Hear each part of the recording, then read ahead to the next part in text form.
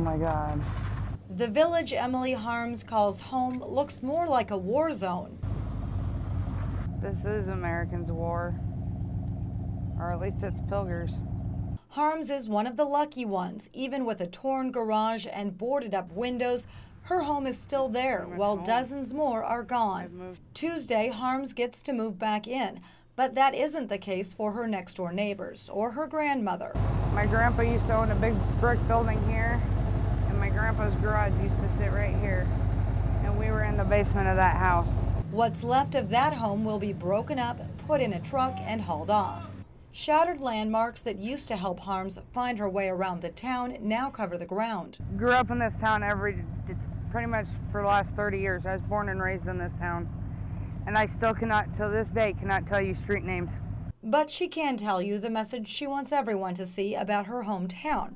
She's even spray painted it on her storm-damaged car. Pilger will get through this. Because when it goes down the highway after State Farm takes it, I want everybody to know where it came from. Well, Harms says she's glad to have clearance to move back into her home. She says it's still tough to look out her window and see an entirely different view than one she had just over a week ago. Reporting from Pilger, Laura Berry, Fox 42 News.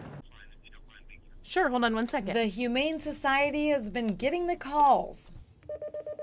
We've fielded about 100 bat calls in the past week, which is a very high number. And so has Critter Control's Jeff Volker. Right now, we're probably getting about, I would say, probably about 5 to 10 a day. It's that time of the year where the bats come out, and they're not just pesky, they can also make you sick. Bats are rabies carriers, so we stress to people if you suspect you might have had contact with the bat.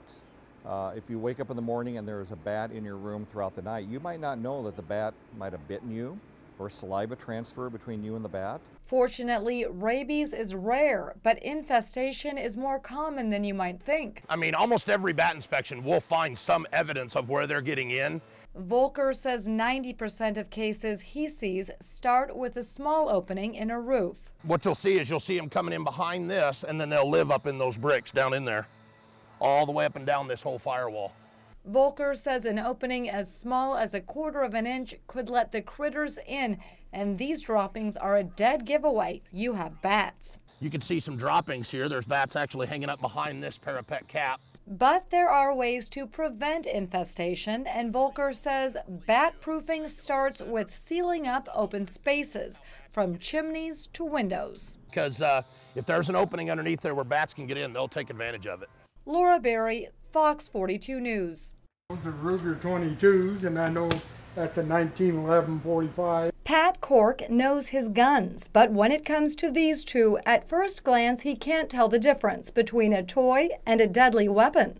It's real looking, feels real, and when I saw it here, I thought it was it's a real gun, but it's an airsoft. We took this airsoft pistol, the one police showed as the gun used in Tuesday's fatal attempted robbery, and a real pistol. And everything I'm reading, same gun you just brought in. We blacked out the telltale orange tip of the toy, put them side by side, and not one customer we saw in this shop today knew it was fake at first glance. Even the magazine on a fake gun drops off, just like a real gun. Even the store's owner says he might be fooled from a distance by one of these. This particular model would be almost identical to the gun that is here on display for a Taurus 45.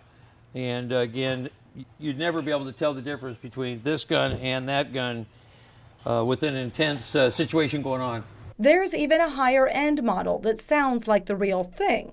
It's why the shop's owner and Cork think more should be done to make the fake gun look more like a toy than it does. Be a good idea to have some way to differentiate the pistols from the real firearm. I can understand somebody, because anybody, he knows guns.